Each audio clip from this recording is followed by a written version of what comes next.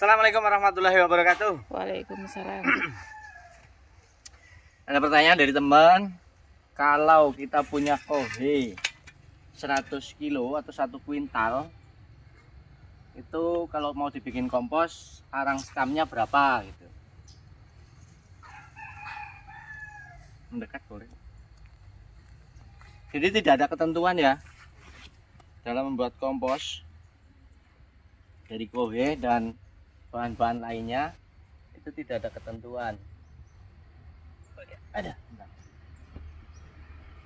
Suhu normalnya minimal udah naik tadi.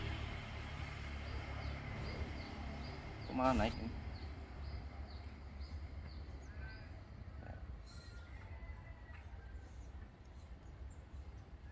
Ini udah naik. Oh, ini turun. Udah, biarin, kita masukkan aja. Jadi bahan bakunya kotoran hewan,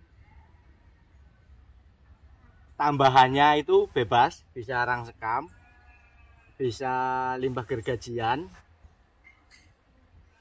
bisa sekam mentah, bisa daun-daun seger, daun-daun kering, boleh. Ukurannya berapa? Bebas. Kalau ada ya 1 bagian pupuk kandang, 1 bagian bahan lain. Jadi 1 bagian bahan lain itu bisa campur, bisa 1 bahan. Kenapa 50-50? Agar poros di dalam itu ada rongga udara. Karena proses pengomposan itu butuh udara, butuh oksigen untuk mikroba itu hidup dan berkembang biak. Sehingga kalau bahannya ini 50% tidak memadat. Kalau memadat, sirkulasi udaranya kurang bagus, cenderung bau. Karena itu anaerob, maka butuh udara supaya sirkulasinya bagus, meminimalkan bau tidak sedap. Bahan baku yang lain apa selain arang sekam? Ya itu tadi, udah. Kemudian kalau kita tidak punya, maksudnya cuma punya sedikit misalnya ya, kohenya misalnya 100 kilo, arang sekamnya cuma 1 kilo atau 2 kilo, nggak apa-apa, campurkan saja. Nanti ketika kita punya lagi, tambah. Kita dapat daun-daunan, tambahkan. Tambahkan aja terus setiap hari, nggak apa-apa. Sampai kita rasa cukup perbandingannya, kemudian kita biarkan saja sampai jadi kompos. Selama pembiaran itu kita aduk rutin. Kalau bisa itu 4 hari sekali. Kenapa? Supaya bagian yang terproses di dalam, bagian yang tidak terproses di luar, itu bertukar tempat. Yang di luar ini kan tidak terproses, apalagi ini nggak ditutup. Ini dibiarkan terbuka, sehingga yang di luar ini nggak terproses. Aktivitas mikroba itu di dalam. Maka kita aduk, sehingga yang di luar menjadi di dalam, gantian prosesnya. Yang pertama tujuan pengadukan, yang kedua untuk mengetahui ini materialnya masih lembab apa udah kering. Karena kalau kering proses pengomposan terhenti, maka kita aduk, kalau kering kita tambahkan air. Kalau proses itu kita rutinkan, maka diharapkan 10 hari pengadukan, ya 10 kali pengadukan lebih lah ya, minimal 10 kali pengadukan itu sudah setengah matang. Kalau mau sampai matang ya mungkin bisa 20 kali pengadukan, 40 kali pengadukan. Tidak ada yang bisa menentukan, karena itu juga dipengaruhi oleh bahan baku.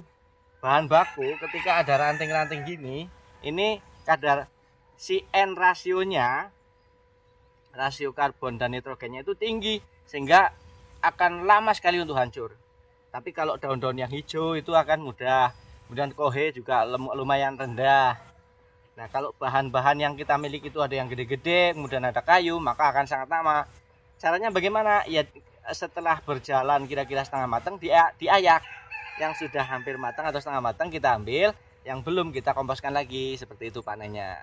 Tapi kalau bahan bakunya udah kecil-kecil semua, ya pokoknya setengah matang udah bisa dipanen semua. Oke, kita akan lihat itu suhunya 57,5 voltnya mana ya. Mana hold? Mana hold? Nah, 57,5. Panas sekali ya. Oke. Kita akan lihat nanti suhu normalnya ini turun ini. Kalau suhu udah holdnya udah dilepas turun. Suhu normalnya berapa nanti kita lihat. Oke ya, kita akan lihat ke dalam.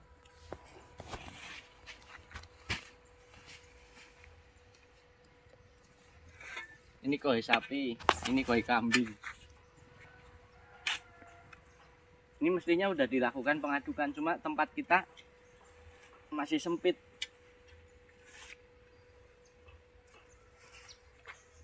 Asapnya kelihatan nggak? Ya? Iya. Panas sekalian. Nah ini bercampur kemarin. Ini yang kohe baru ini, lihat hijau. Kelihatan hijau?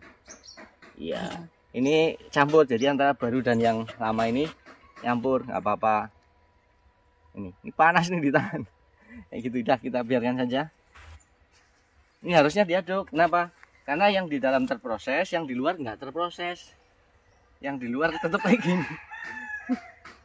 Harusnya diaduk. Terus kita lihat yang ini. Ini kohe kambing. Bentar kita tes dulu aja.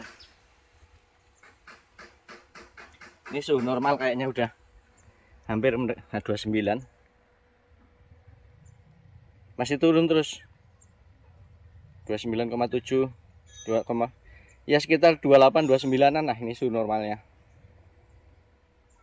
Oke ya, kita akan coba yang kohe kambing. Berapa? Langsung naik jeret.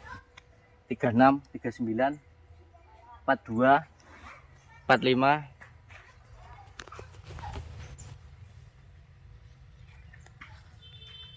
54, 55, 56, 57, 58. Ini bisa 60 kayaknya. Nih ya. 60. Wah, kan sampai 60 lebih nih. Yang ini sampai 60 lebih yang bayi kambing. Mungkin 65 atau 70.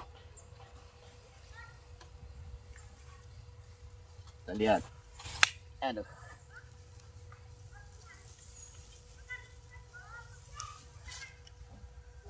Tuh kan. Asapnya. Ya, ngeri. Tuh. Kelihatan ya asapnya ya. Lihat dari sana coba.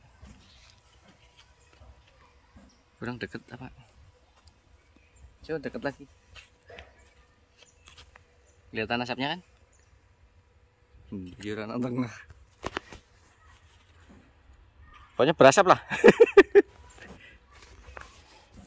Ya, kita tutup. Ini waktunya diaduk, ini udah lama, ini mungkin 2 minggu ini nggak diaduk. Ya itu, teorinya seperti itu, 4 hari sekali diaduk. Tapi kenyataannya kita itu menyesuaikan waktu. Kalau kita sempat kita aduk. Kalau belum sempat ya dibiarkan saja. Kalau pas kita lagi nyiram tanaman, kita siram atasnya gitu. Seperti itu. Jadi bahan baku dalam pembuatan kompos tidak ada ketentuan. Yang penting kalau kita punya kohe, kita tambahkan bahan lain. Bertahap boleh. Sampai 50/50. Kalau kita nggak punya kohe kambing, ya udah apa saja selain kohe kambing.